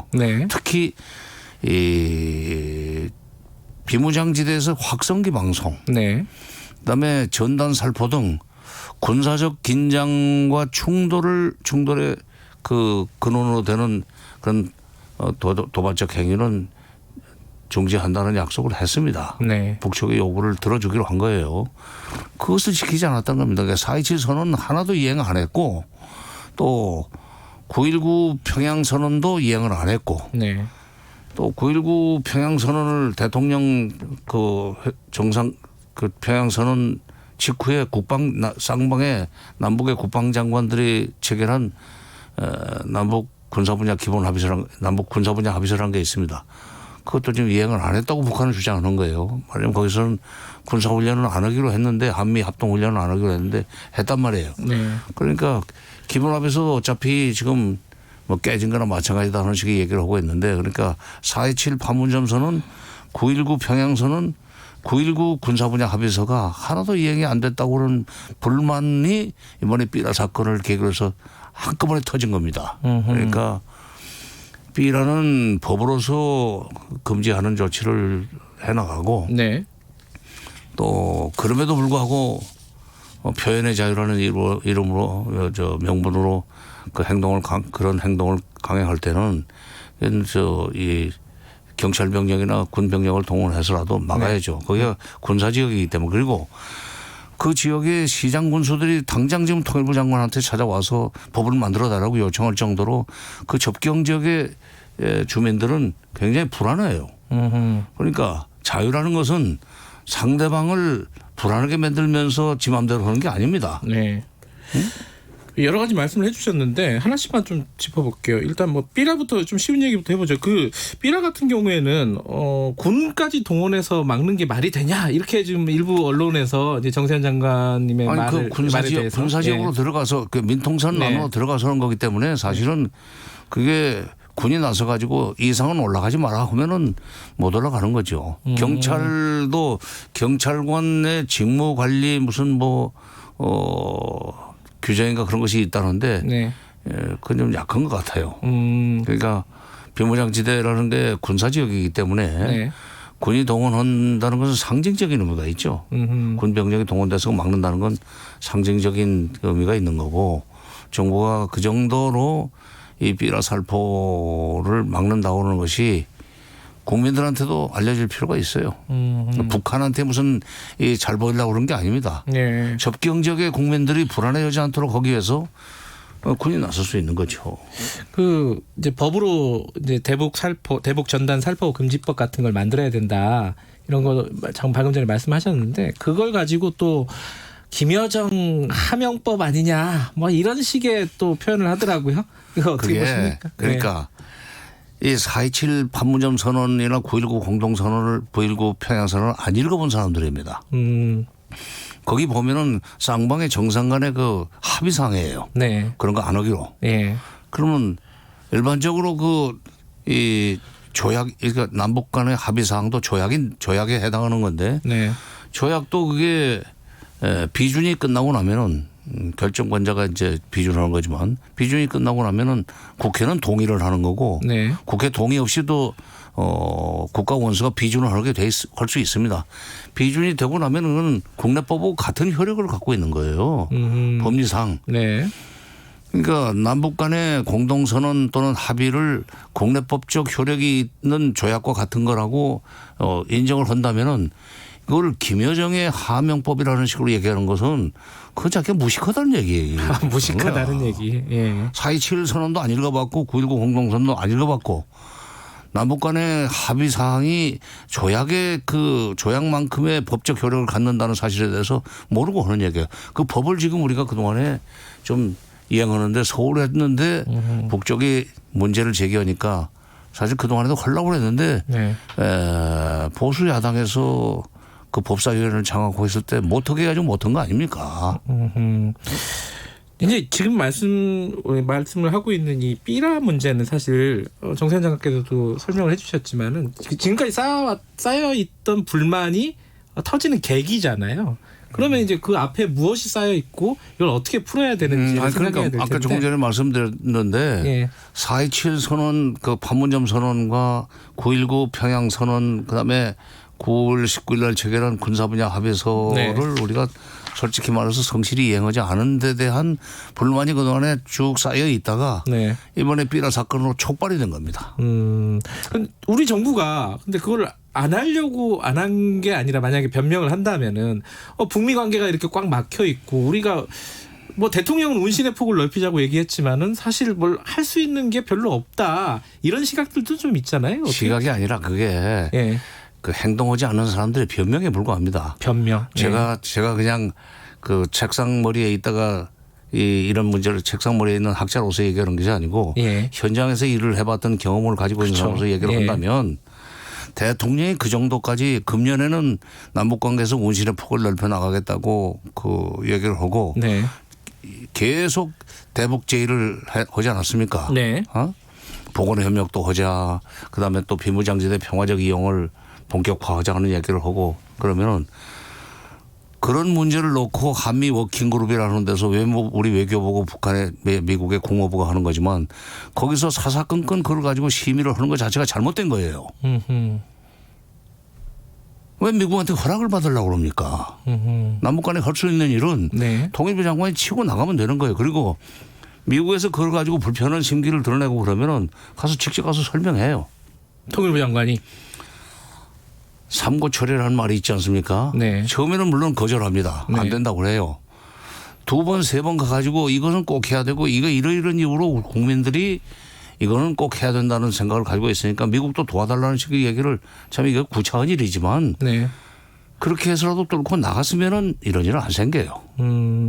그러니까 미국이 허락할 때까지 기다린다는 그 마인드 자체가 이 문제예요 지금. 문재인 대통령 주변에 참 못들인다 그건 난 문제라고 봅니다. 정 장관님은 장관 시절에 미국에 가서 직접 설득하고 이런 작업도 하셨죠? 직접 하고 그다음에 국장을 보내고 국장 보내가지고 그쪽에 국장급하고 협의를 하는데 국무부하고 얘기가 소용없어요. 상무부 재무부하고 직접 얘기를 해야 됩니다. 이 제재 문제 무슨 돈이 가는 문제와 관련해서 뭐 안 된 난색을 표명하는 것은 네. 그쪽도 재무부나 상무부에서 결정을 하니까 네. 그 사람들하고 직접 그야말로 그 1대1로 우리의 고충을 설명하면은 미국 사람들도 사람인지라 우리가 그런 것까지는 몰랐는데 그렇다면 이걸 하자 해서 만약 그게 없었으면은 개성공단 저 시작도 못했습니다. 네. 그럼 지금 참모라든가 아니면 뭐 통일부 장관이라든가 의지가 없다고 그러면 보시는 거예요? 정 장관님. 의지는 있는데 용기가 없는 것 같아요. 용기가 없다. 여건이 갖춰지면 열심히 하겠다고 그러는데 그건 비 오면 우산스러운 소리지 그렇게 말하려면 왜 장관은 해. 알겠습니다. 그 김여정 부부장 관련된 얘기 좀 여쭤봐야 될 것 같아요. 그 지금 보면 김정은 국무위원장이 정치국 회의에서 이게 얘기를 하면서 남쪽 얘기를 안 했단 말이에요. 그러니까 약간 역할 분담 같은 거를 하고 있다라고 보면 되나요? 지금 북한 상황은? 그렇게 지금 그 굴러가는 것 같아요. 그러니까 김정은 위원장은 사실 대내 문제를 총괄하는데도 지금 힘겨운 실정입니다. 왜냐하면 거기도 코로나는 들어왔어요. 그렇겠죠. 코로나가 안 들어왔다면 왜 4월에 시작하는 신학기를 6월에 시작을 합니까? 초중고 학생들이 6월부터 학교를 가기 시작했어요. 그다음에 지금 1월 29일부터 국경을 완전히 닫아놓고 나가지도 못하고 중국에 가 있는 북한 사람들도 지금 못 들어오고 있을 정도로 철저하게 지금 방역을 하고 있는데 그러니까 물잔들 뭐 야미로 들어오는 물잔들 들어오겠어요? 네. 그러니까 지금 금년에는 미국의 압박과 제재에도 불구하고 절대로 굴복하지 않고 자력갱생, 자력부흥의 정신으로 정면 돌파하겠다고 큰 소리는 쳐놓고 네. 코로나가 갑자기 전 세계를 지금 휩쓸면서 1, 2, 3, 4, 5를 놀았단 말이야. 네. 그런데 5월 말에 이런 삐라 사건이 터지니까 경제는 하나도 안 돌아가고 지금 김정은 위원장이 동분서주하면서 이것을 경제 살리기 위해서 애를 쓰고 있는데 거기다 대고 유선자니 살인자니 무슨 뭐 망종이니 뭐 무례하니 이런 식으로 삐라를 뿌리니까 거기다 또 1달러짜리 돈까지 묻혀가지고 돈질까지 하고 USB 넣어가지고 거기서 이 남한의 발전상 같은 것을 자랑하고 그러니 얼마나 속이 상하겠어요. 그러니까 뭐 탈북단체들이 무슨 뭐 북한이 잘못 살고 있다 남한이 좋은 동네다 하는 것을 알도록 해준다는 거 뭐 그건 뭐 그 사람들도 일리는 있어요. 그러나 그것이 남북 관계를 근본적으로 망치는 그런 결과로까지 이어진다면 그 한 번쯤은 좀 생각을 해봐야죠. 좀 조심을 해야지. 어차피 지금 거기를 떠나서 여기 와서 살기로 했으면 이 체제가 잘 그 발전할 수 있도록 남쪽 체제가 발전할 수 있도록 해야지. 네. 근데 이제 예컨대 뭐 태용호 의원이나 이런 부분들 같은 경우에는 북한이 그렇게 한마디 했다고 막 범 만들고 이러는 거는 좀 너무 이렇게 과민 반응하는 거 아니냐 이런 취지의 반응들을 좀 보였어요. 이거 어떻게 보십니까? 아니 아까도 말씀드렸지만 남북 간의 합의 사항을 이행하지 못한 데 대한 일종의 후과로서 이런 일이 일어났지. 김여정이 한마디 해가지고 움직이는 게 아니에요. 지금 그동안에도 그 전단 살포를 막기 위해서 그 정부가 노력을 했죠. 뭐 진보 정권이 됐건 보수 정권이 됐건 그건 했죠. 그런데 진보 정권 때는 좀 적극적으로 했고 보수 정권 때도 그 너무 좀 심하다 해가지고 박근혜 대통령 때 2015년에 그런 짓 하지 말라고 좀 말리지 않았습니까? 박근혜 정부 때도 그럼요. 그러니까 남북 관계 도움이 안 된다는 건 박근혜 정부도 그때 인정을 했던 바고. 그런데 지금 와가지고 언제 자기가 여기 온지 몇 년이나 됐다고 무슨 남쪽 사정도 모르고 남쪽에서 무슨 일이 일어났던지도 모르던 사람이 더구나 영국에 있었잖아요. 뭐 여기 대해서 가타부타 참견하고 그래. 자 이제 겨울이 왔다고 말씀하셨는데 지금 요 통신선 끊는 거 말고 북한이 추가적인 뭐 예컨대 제일 걱정되는 게 뭐 군사도발 같은 거잖아요. 이런 것들이 좀 예상이 될까요? 거기까지는 군사도발 그러니까 그 남쪽과 특히 그 한미 군사적 그 행동이 불가피한 상황까지는 일으키지 않을 겁니다. 하지 않을겠죠. 자기들한테도 그 위험한 일이니까 다만 아주 성가시게 할 거예요. 뭐 이미 예고를 했어요. 아주 피곤하게 만들어 주겠다고. 그러니까 군사분계선 근처에서 계속 무슨 총알이 이쪽으로 날아오는 건 아니지만 총성이 자꾸 들린다든지 뭐 또 삐라가 날아가면은 과거에 박근혜 정부 때도 그랬었지만은 직접 거기다 대고 고사총을 쏘아대지 않았어요. 그 풍선 터트려 버리는 거지. 그 자리에서 추락시키고. 그런 일들이 계속 일어나고 그러면 접경 지역의 그 이 주민들로서는 밤잠을 못 자요. 낮에도 위험하고 불안하고. 그러니까 그렇게 해서 그 이쪽이 피곤하게 만들면은 정부가 따라다니면서 막고 그다음에 대처하고 하려면은 행정 소요가 이제 엄청나게 늘어나죠. 네. 겨울이 왔지만은 아까 말씀대로 그리고 겨울이 지나면 또 봄이 오는 거니까. 그러니까 예. 이제 겨울이 왔으니까 그냥 완전히 손 놓고 있자는 게 아니고 농부는 그러지 않습니까? 겨울이 오면은 이제 농한기라고 이제 쉬기는 하지만은 봄이 오면 농번기가 시작이 되니까 그때 대비해서 여러 가지 지금 뭐 농기구도 다 수리를 해서 손봐 놓고 네. 옛날 같으면 가만히도 짜놓고 새끼도 꼬고 무슨 뭐 종자 관리도 하고 그러잖아요. 네. 그러니까 법도 만들고 그다음에 이런 삐라 살포도 철저하게 규제하고 네. 특히 6.15부터 지금 6.25까지 그 기간 중에 일이 터질 가능성이 많습니다. 그래서 그런 걸 철저하게 그 정보 수집을 해서 뭐 경찰 국정원도 좀 나설 필요가 있고 필요하면 아까도 말씀드렸듯이 경찰 병력으로 하되 필요하면은 군 병력까지도 동원할 필요가 있다. 그렇게 해서 이제 봄이 올 때에 대비한 준비를 차분하게 해나갈 필요가 있습니다. 너무 그렇게 막 그냥 뭐 서두르고 그럴 필요 없어요. 이미 지금 이런 겨울이 안 왔으면 좋은데 그동안에 대처를 좀 잘못해가지고 어차피 온 겨울이니까 네. 이거 이제 봄이 올 때 대비해서. 알겠습니다. 네. 오늘 말씀 들으니까 그래도 조금은 안심이 되는 것 같긴 한데 그래도 좀 답답한 상황이긴 하네요. 아니, 남북관계에도 사계절이 있어요. 네. 알겠습니다. 오늘 말씀 감사합니다. 예. 정세현 민주평통 수석 부의장님이었습니다. 예, 감사합니다. 공정하고 깊이 있게 오늘 하루 이슈의 중심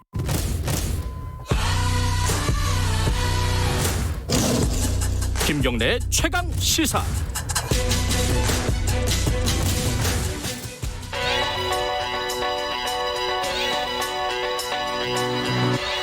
최강 시사 김수민의 눈. 네, 김수민의 눈 김수민 평론가 나와 계십니다. 안녕하세요. 네, 반갑습니다. 뭐 의원들 정당들 막 밤새 가지고 1호 법안 낸다고 네. 소동도 벌이고 해서 이제 각종 법안들이 쭉 이제 준비가 되고 있는데 이 중에 눈에 띄는 법안 하나를 들고 오셨다고요? 어떤 거죠? 예, 그렇습니다. 국회의원의 직을 박탈할 수 있는 국회의원 소환제, 일명 국민소환제입니다. 더불어민주당의 이정문 의원 그리고 열린민주당이 또 당론 차원에서 네. 제1호 법안으로 제출을 하고 있습니다.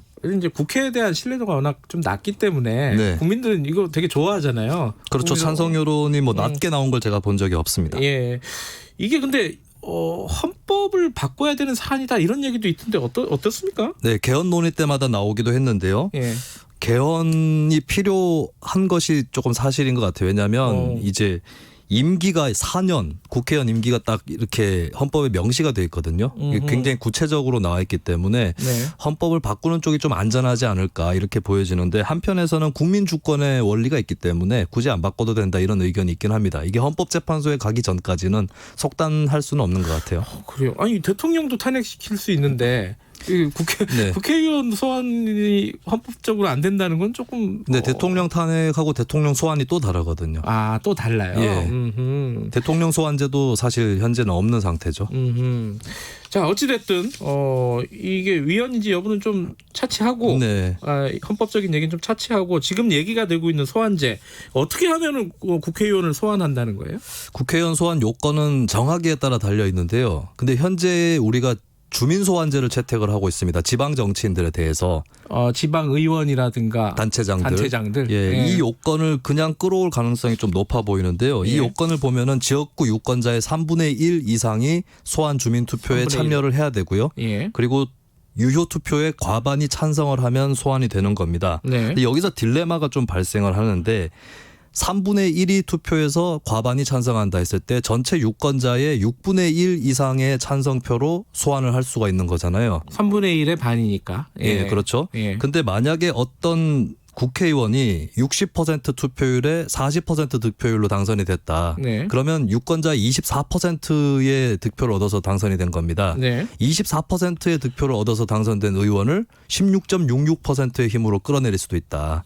여기서 좀 딜레마가 발생을 하는 거죠. 이게 비민주적인 결과를 낳을 수도 있습니다. 오히려 그러니까 다수가 뽑은 국민의 대표를 그거보다 상대적으로 소수가 네. 끌어내릴 수 있는 상황. 그렇습니다. 그렇게 되는군요. 근데 잠깐만 소환이라는 게 정확히 뭐예요? 소환. 부른다는 거잖아요. 그렇습니다. 네. 다시 불러서 끌어내리겠다라고 네. 하는 취지죠. 소환이라고 어렵게 표현하는지 모르겠네. 네.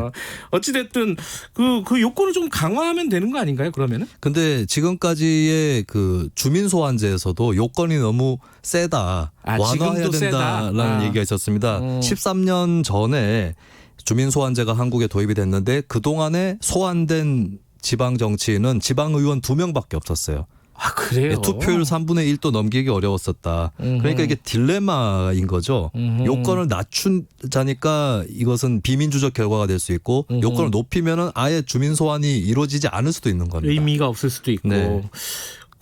이게 좀 궁금한 게 이제 다른 나라는 이런 제도를 어떻게 운영하고 있는가? 네. 뭐 이거를 많이 기준으로 삼지 않겠어요? 그렇습니다. 예. 근데 민주주의 선진국 중에서 국민 소환제, 국회의원 소환제를 채택한 나라가 안 보입니다. 없어요? 현재 실시하고 있는 나라들 보면 벨라루스, 에티오피아, 나이지리아, 베네수엘라 이런 나라들이거든요. 이게 왜 그런 제도가 없는 거죠? 어떤 분들은 의외네? 이런 네. 얘기를 제가 하면 네티즌 분들이 반응이 이렇더라고요. 선진국이니까 소환제가 필요 없지. 라고 얘기를 하는데 근데 그 선진국들이 처음부터 선진국은 아니었습니다. 그렇다면 선진국 되기 전에 소환제가 있었을 수도 있는데 그런 사례도 없다는 거예요. 그것도 없고. 네, 그러니까 소환제를 하고 있는 선진국뿐만 아니라 해본 선진국이 없다라고 하는 겁니다. 근데 영국 얘기 많이 하잖아요, 소환제? 예, 근데 영국의 사례를 살펴보니까 이것은 국회의원 소환제라고 부를 수가 없다는 결론을 내렸습니다. 어떤 사례인데요? 예, 영국 같은 경우는 2015년에 소환제를 도입을 하긴 했는데 이 소환제는 대상이 금고 이상의 형을 받는다거나 그리고 의회 내에서 정직 처분을 받는다거나 이런 의원에 한해서 예, 그리고 그 의원들을 대상으로 해서 10% 이상의 주민이 서명을 하면 그냥 소환이 끝나는 겁니다. 이게 투표를 하는 게 아니라 서명이군요. 예, 근데 이게 허무한 게 한국 같으면은 금고 이상의 실형을 받으면 그냥 바로 의원직 상실이고요. 네, 그리고 선거법이나 정치자금법 같은 경우는 벌금 100만 원 이상이면 의원직을 상실하는 겁니다. 20대 국회 때 이완영 의원. 네. 고영태 증인 최순실 좋아합니까? 이런 명언을 남기셨던 이완영 의원 같은 경우는 아무도 모르는 성대모사를 검색을 해보시면 나올 것 같은데 예, 이런 이완영 의원 또 영국 가면은 서명을 또 추가로 받아야 된다는 거. 그럼 한국 제도가 더 좋은 거 아닌가? 의미가 없는 제도군요. 예. 영국 제도 같은 경우. 근데 아까도 잠깐 언급을 하셨는데 왜 선진국들은 안 할까? 그러니까 과거에도 안 했고 지금도 안 할까? 왜 그런 거예요? 선출 취지에 좀 비춰보면 답이 나올 것 같은데요. 선진국들은 크게 두 가지로 선거제도가 나뉩니다. 어떤 나라는 한 선거구에서 한 명 뽑는 나라가 있고 어떤 나라는 여러 명 뽑는 나라가 있거든요.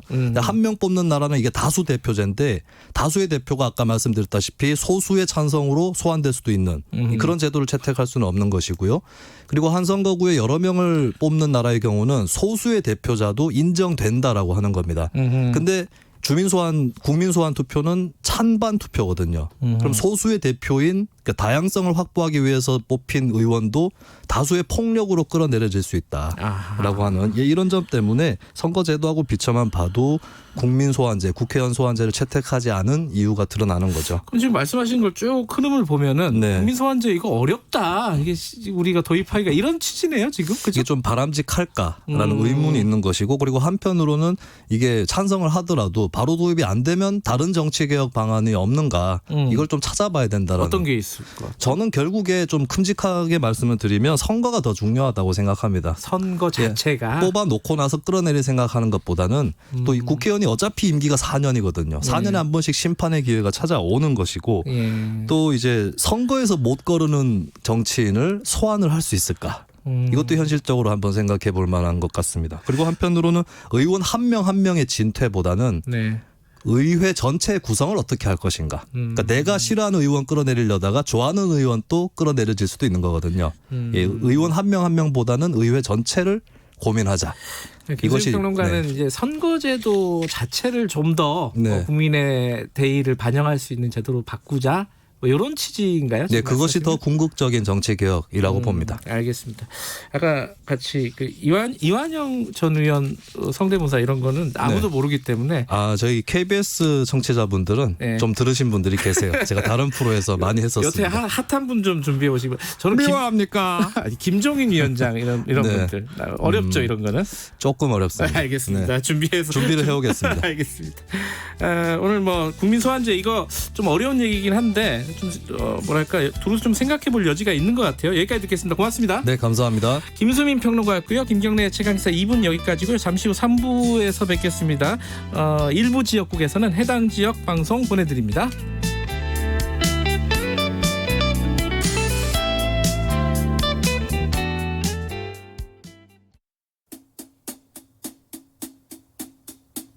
주진우 라이브 주진우 라이브 주진우 라이브 주진우 라이브 라이브가 좀 이상한데? 그러니까 많이 이상해. 다 이상.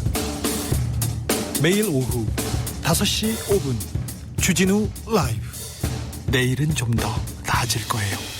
확실해요.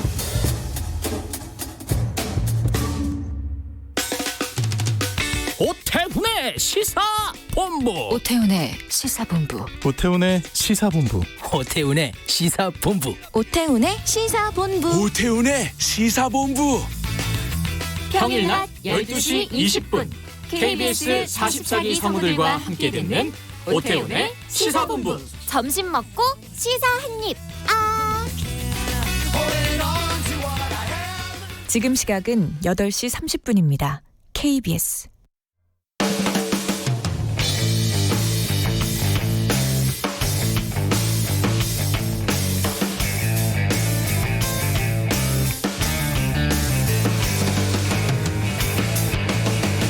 김경래의 최강 시사.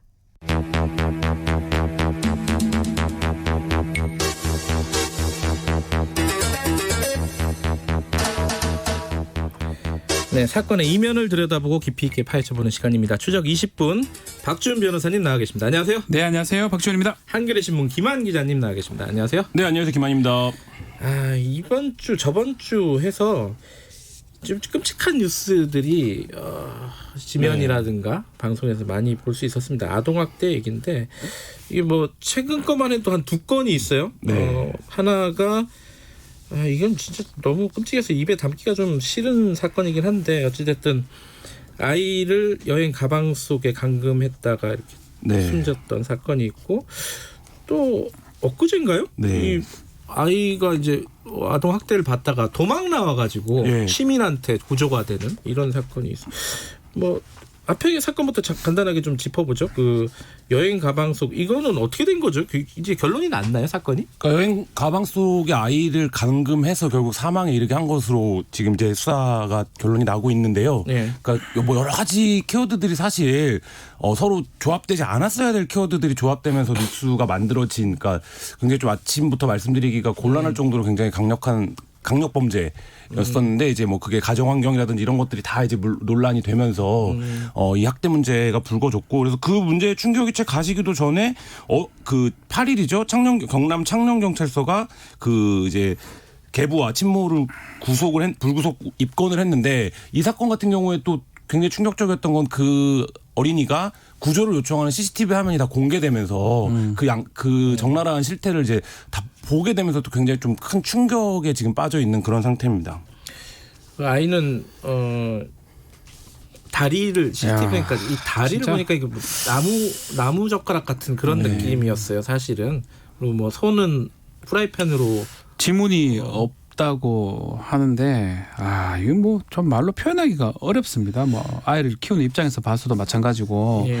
근데 사실은 뭐 학대 행위, 뭐 징계, 훈육 이런 얘기를 하지만 후라이팬을 지진다. 이건 고문 아닙니까? 이건 학대 이상의 어떤 행동이라고 봐야 될 것 같고, 과연 부모가 아니라도 누가 이렇게 하는 게 허용될 수 있을지. 그러니까 다른 이슈가 없을 때는 아이들을 학대하는 얘기가 안 나오다가 선거 딱 끝나고 뭔가 이슈가 없으면 딱 드러나는 거 봤을 때는 계속 쭉 저는 계속 반복되는 것 같아요. 제 생각에는. 사건 자체는 계속 있는데 뉴스가 없을 때 그럴 가능성이 전 자꾸 계속 그런 나쁘게 그런 생각이 자꾸 들어요. 보면. 그럴 가능성이 크죠. 이게 뭐 저도 여러 건들을 취재를 하다 보면 이게 늘 가해 부모들이 똑같이 얘기합니다. 그러니까 원인 아이에게 있다. 아이가 뭘 잘못했다. 이렇게 이거 원인을 이제 아이한테 돌리고 나는 나의 행위는 훈육 목적이었다. 그리고 항상 행위는 한 번인가 두 번인가 이렇게 일시적이었다. 이렇게 이제 항상 변명을 하거든요. 상습적이진 않았다. 네네 그런 거죠. 뭐 아이의 거짓말 이런 얘기를 하는데 그렇죠. 솔직히 김한 기자 하루에 거짓말 몇 번 합니까? 셀 수 없을 저는 엄청 하거든요. 그러니까 원인을 이 아이에게 돌리는 타 말도 안 자체가 되죠. 문제예요. 애들은 또 거짓말 또 하게 돼 있어요. 애들은 그냥 거짓말 하라고 태어난 아이들이에요, 다. 그럼 말이 됩니까, 그게? 근데 이런 경우에는 지금 예를 들어서 이 뭐랄까 그 도망이 나왔다 구조된 그 아이 같은 경우에는 이런 이제 시설 격리가 되는 건가요? 법적으로 어떻게 이게 돼요? 가장 문제예요. 이게 이제 일정 기간 동안은 격리의 가능성이 있습니다. 지금 부모로부터 친권 무슨 상실이라든지 제한 뭐 그런 걸 받아가지고 근데 일정 기간이 지난 이후에 복귀가 되도록 돼 있거든요. 현행법상으로. 법적으로요? 그렇죠. 그게 풀린다면 상황이 풀리거나 아니면 뭐 몇 년까지는 있을 수 있지만 그 이상은 있을 수 없기 때문에 복귀가 됐을 때도 문제고요. 그러니까 외국 특히 미국 같은 경우 보면 거의 복귀를 안 시켜줍니다. 근데 우리는 자동 복귀가 되는 그런 시스템이 있어가지고 그런 것들을 결국은 좀 손재를 봐야 되는 상황이 아닌가. 근데 이게요, 그 작년인가요? 이게 그 인천에서 5살 애를 목검으로 이렇게 폭행을 해갖고 아버지가 그 사건이죠. 그 사건이 지금 말씀하신 딱 그거잖아요. 격리를 했다가 아버지가 내가 좀 잘 키워볼게 해서 다시 가정으로 복귀시켰는데 또 그런 일이 벌어졌던 그런 건도 있었고 그 전에도 뭐 예를 들어 욕조에 찬물에 애를 담가놨다가 이렇게 애가 사망한 사건이 있었어요. 그것도 마찬가지로 비슷합니다. 격리를 했다가 다시 가정으로 인계를 했던 사건이었거든요. 두 가지의 개정이 필요한데요. 사실 뭐 그 개정안이 올라가 있는 상태입니다. 두 가지가 뭐냐면 올라가 있어요. 이미? 네네 그 민법상의 친권자 징계권이 아직도 있어요. 친권 그러니까 쉽게 말하면 아버지가 자녀 그러니까 어머니가 자녀를 훈육 목적으로 징계를 하는 거에 대한 권리가 남아 있는데 그게 민법 만들어질 때 있었던 조항입니다. 해방 이후에? 해방 때.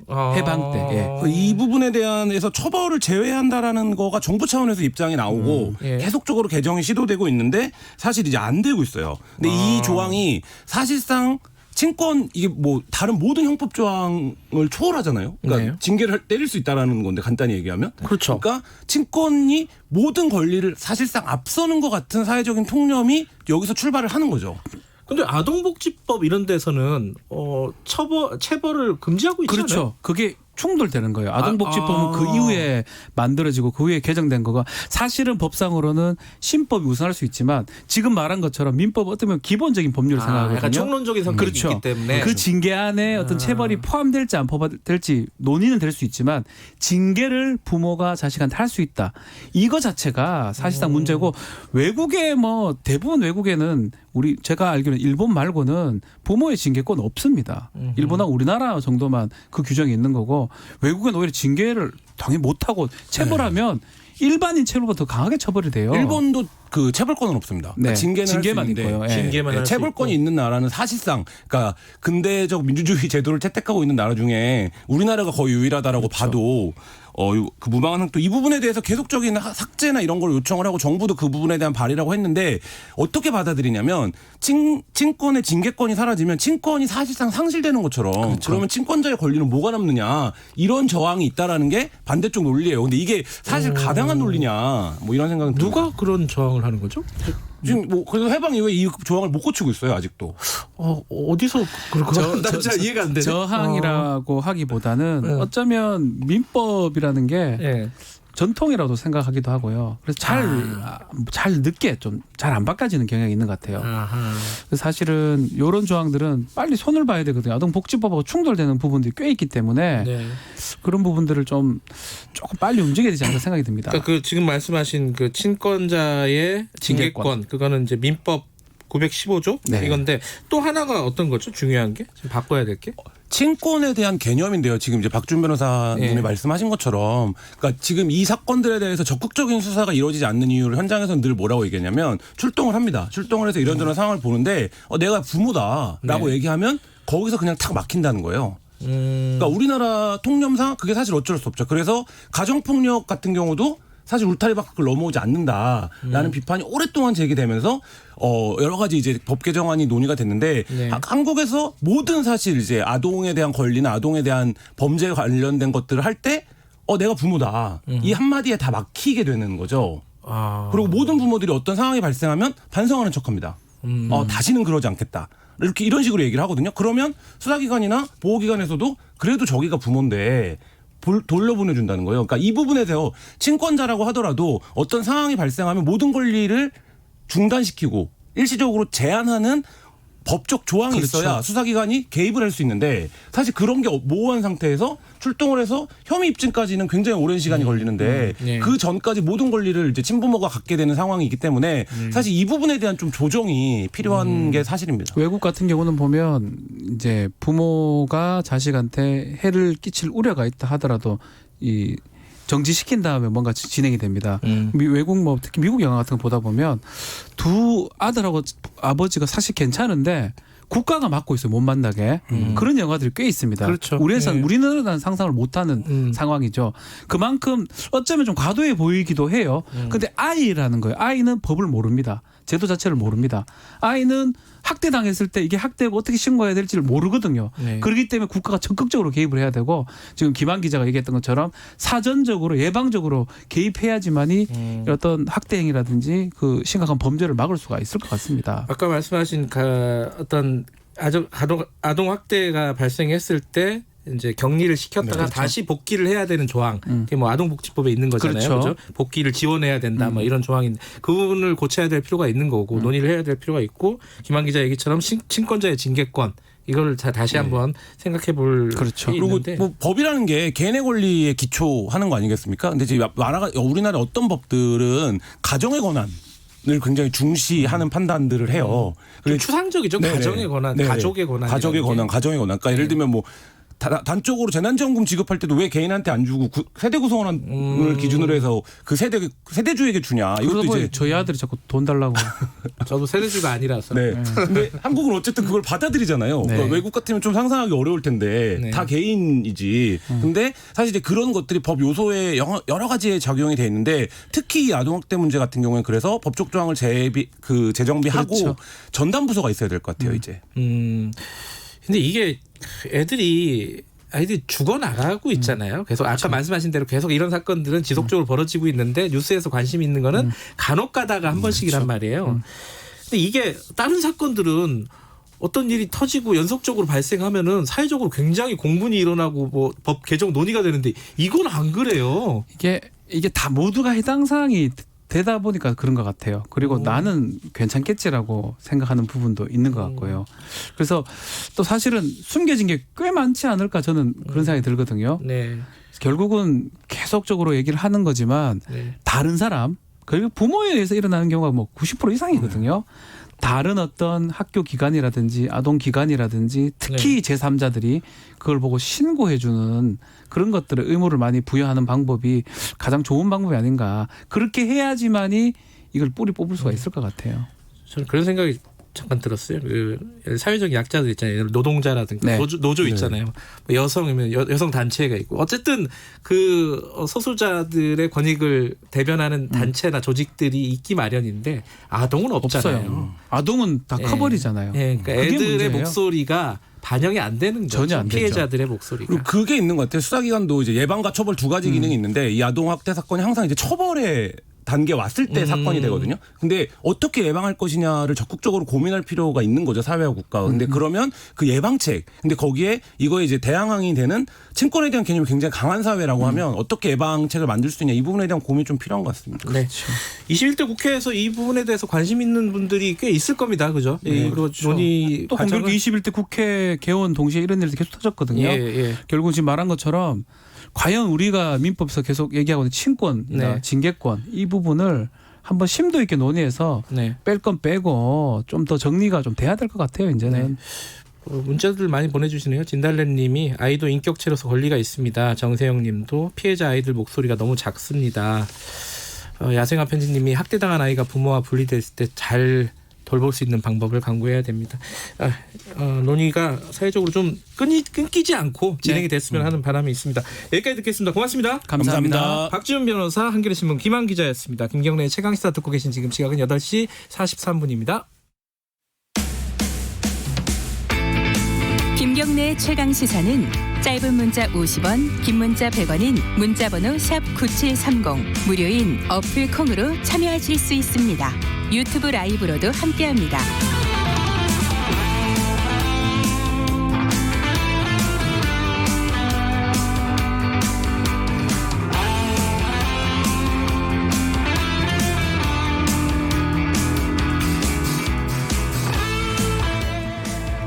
예, 바로 시작하라네요. 잡담을 하고 있었는데.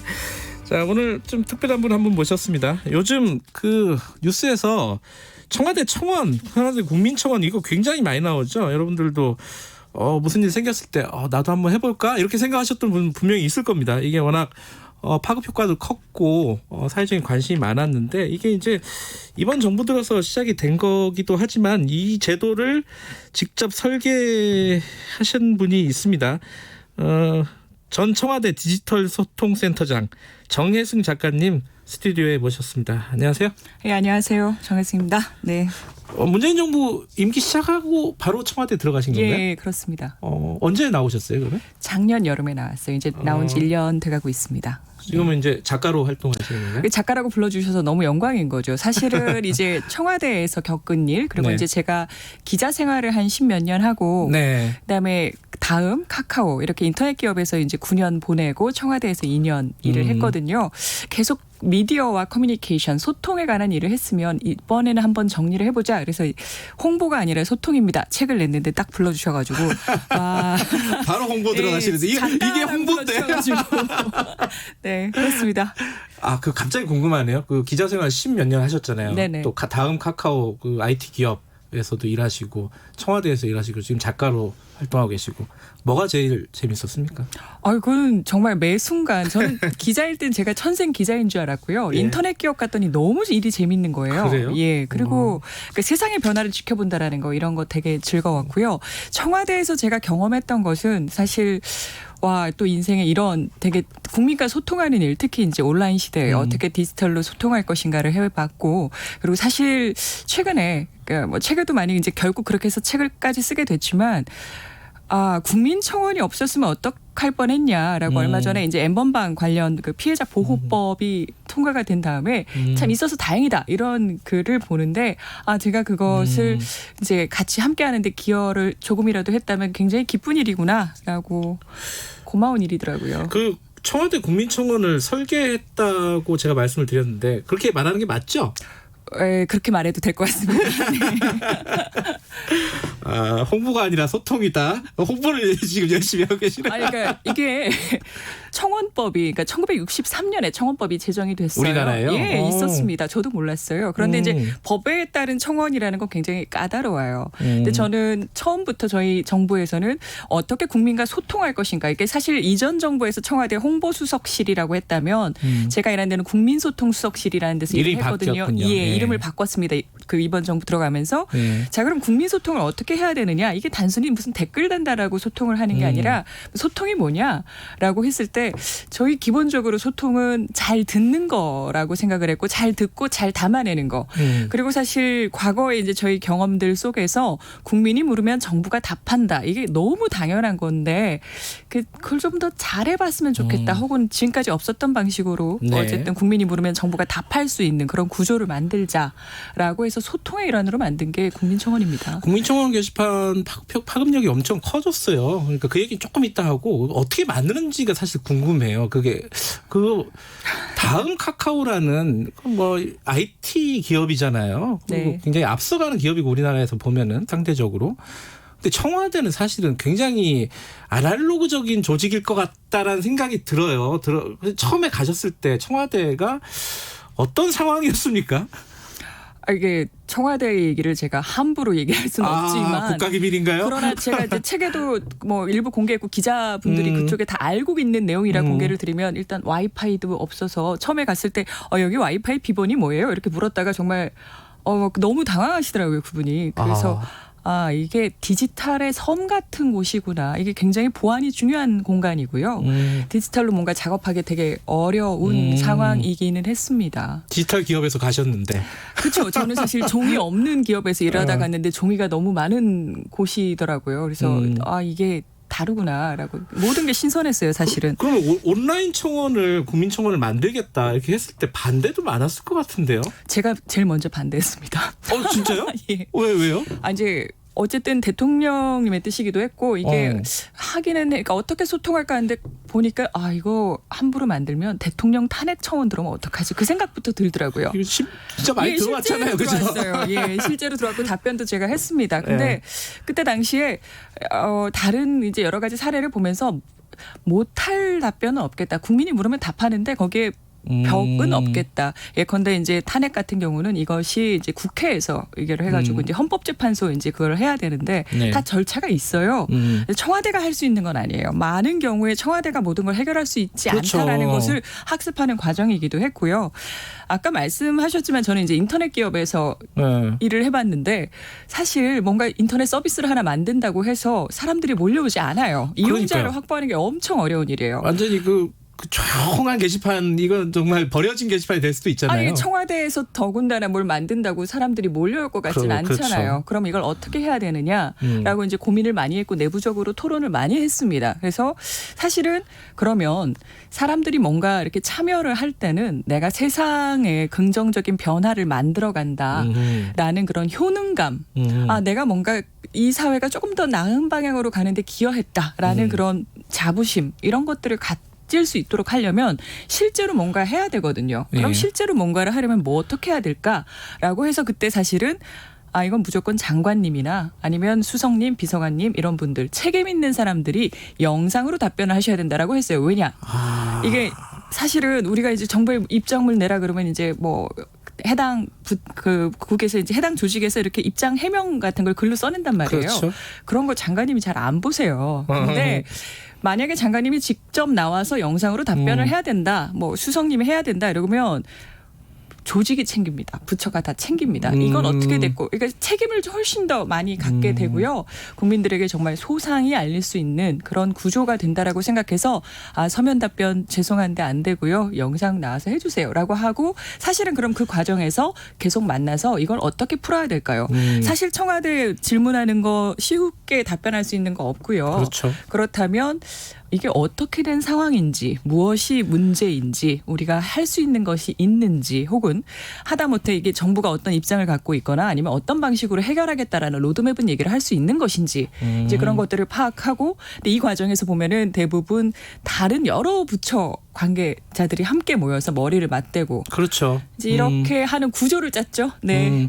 근데 장관들이 싫어했을 것 같아요. 이거 뭐 평소에 안 했던 일을 해야 되는 거잖아요. 앞에 그러니까 나와서. 사실은 이게 대통령의 뜻이 있었고 정부 초기라서 구조를 그렇게 짤 수 있었던 것도 맞습니다. 그리고 실제로 해보고 난 뒤에 이게 뭐야라고 처음엔 그러셨겠지만 이게 국민들한테 이렇게 소통할 수 있다라는 게 굉장히 장관분들에게도 큰 기회예요. 그러니까 사실 그렇게 마다할 일은 아니고요. 어려우면 어려운 대로 어렵다라고 또 이렇게 자세히 말씀을 드리고 할 수 있는 게 있으면 또 이렇게 해보면 좋겠다. 혹은 시간이 걸린다. 기다려달라라고도 얘기할 수 있고 어쨌든 이게 소통 아닌가. 청와대 국민청원 게시판 만들고 가장 보람 있었던 청원이라든가 순간이 있습니까? 기억나시는 게? 저는 가장 기억난다 이런 얘기는 답을 잘 안 하려고요. 그러면 조금 기억나시는 걸로. 제가 106개인가의 청원을 답변을 하고 나왔어요. 그게 이제 만들고 시작해서 이거를 하나하나 다 과정을 준비를 했기 때문에 근데 다만 이제 저희 그때 빅데이터 분석을 한번 해봤더니 청원에서 주로 얘기를 한 것들이 인권 혹은 성평등, 뭐 안전, 환경 이런 이슈들이 많아요. 그렇겠죠. 그리고 이제 아이, 학교 이런 키워드들이 많이 나와요. 즉 사실은 되게 중요한 일인데 기존에 이제 우리 사회가 다 담아내지 못하고 그냥 지나가는 것들 혹은 내 삶에 굉장히 중요한 영향을 미치는데 네. 그것들이 그렇게 크게 주목을 받지 못했던 사안들 네. 이런 것들이 어쨌든 청원이라는 마당에서 이제 얘기들을 할 수 있었다라는 점에서 그 자체가 굉장히 고마운 일이고요. 사실 네. 청원이라고 이제 제가 아까 설계했습니다라고 얘기는 하지만 우리 국민이 어떤 국민이냐. 사실 촛불로 민주주의를 지켜낸 국민들인데 이 변화도 우리가 스스로 만들겠다라는 국민의 의지가 청원을 이렇게 만들어주신 게 아닌가. 저희는 마당을 깔았을 뿐이고요. 네. 근데 좀 비판하는 지점들이 몇 군데가 있어요. 한 지점이 만기칠남이라 그러잖아요. 이 청와대에다가 모든 걸 다 이제 청원하는. 그러니까 뭐 그러면 청와대에서 답변할 수도 없는 부분들도 많고 예를 들어 뭐 누구누구 혼내주세요 뭐 이런 거 있잖아요. 그러니까 청와대가 할 수 없는 일들 그런 것들이 그러니까 필요 없는 어떤 청원들이 너무 많아가지고 오히려 그러면 또 이 게시판이 혼란스러워지잖아요. 게시판이 혼란스러워져서 작년 그러니까 제가 있을 때 한번 물어봤어요. 국민들한테 어떻게 좀 고쳤으면 좋을까요? 이런 건 어때요? 저런 걸 어때요? 그때 7만 명이 온라인에서 답변을 해 주셨어요. 그래서 저희가 너무 깜짝 놀라가지고 근데 이제 거기서 했던 것이 이제 조금 허들을 두자라고 해서 100명 동의를 한 이후에 노출을 시키자. 너무 이상한 것에 대해서 게시판이 혼란스럽지 않게 최소한 100명들은 사전 동의를 해야 그러면 노출이 되는 방식으로 조금 보완을 했고요. 사실 인터넷 기업의 서비스들이 대체로 그러하듯이 뭔가 문제가 있으면 살살 또 개편하고 보완하고 이렇게 진화를 시켜가는 것이지 만들어냈다고 거기서 이제 멈추는 건 아니잖아요.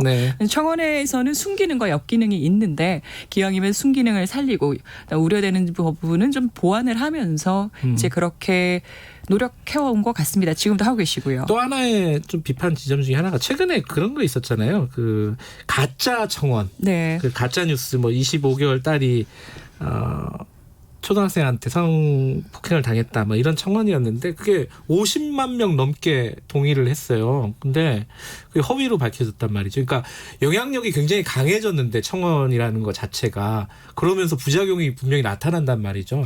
이것들은 어떻게 조금 정리할 수 있을 것인지 제어할 수 있을 것인지 이 부분에 대한 고민이 분명히 있었을 것 같아요.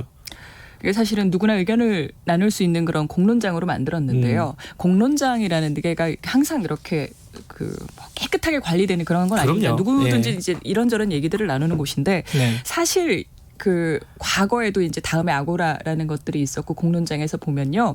사람들이 생각하는 것만큼 그렇게 거짓 주장이 오래 수명을 유지하지는 않습니다. 왜냐하면 그거 아니에요라고 하는 반드시 나오거든요. 치고받고 하다 보면 그것은 가짜였나 보다 혹은 이쪽이 더 맞는 방향이구나 혹은 그 과정에서 사람들이 이제 판단하고 생각할 수 있도록 해주는 것들이 있습니다. 근데 사실 이제 그 공론장 이번에도 사실은 답변을 준비하는 과정에서 끝내 그것이 허위였다라는 걸 밝혀낸 셈이고요. 말하자면 이제 그런 그 공론장의 특성상 같이 우리가 만들어내고 지키는 이것이 가치가 있다면 국민들의 뜻을 모아내고 담아내는 가치가 있다면 이런 것들을 좀 같이 신경 써주는 게 좋지 않을까. 사실 제가 이제 가끔 이게 이런 이상한 청원이 들어왔어요. 혹은 이게 너무 문제가 많아요라고 이제 지적들을 해주실 때 그 감사히 듣는 한편으로는. 이렇게 만들어놨으면 이 주장이 이건 말도 안 되지만 이런 부분은 짚어볼 의미가 있다라든지 이거는 이번 거를 계기로 한번 살펴보자. 그럼 공론장은 우리가 어떻게 만들어야 되나. 사실은 제가 우리 사회의 공론장이라는 것이 특히나 이제 모바일 시대 공론장이 굉장히 중요하고 필요하다라는 거는 생각을 했지만 이걸 꼭 청와대가 만들었어야 해라고 한다면 저는 그렇게 생각하진 않거든요. 근데 다만 우리가 할 수 있는 일을 했고 그다음에 사실 공론장 자체가 가지는 의미에 대해서 사람들이 이렇게 꼭 여기가 아니더라도 어디서든 가져갈 수 있으면 좋겠다라고 생각을 했습니다. 마무리해야 되는데 차기 정부에서도 계속 유지될 거라고 보십니까? 10초. 계속 진화할 거라고 생각합니다. 소통은 이어집니다. 알겠습니다. 전 청와대 디지털 소통센터장 정혜승 작가님과 얘기 나눠봤습니다. 고맙습니다. 고맙습니다. 네, 김경래 최강기사 오늘 여기까지고요. 내일 아침 7시 20분에 다시 돌아올게요. 수도권 중심으로 지역사회 감염이 계속되고 대규모 유행으로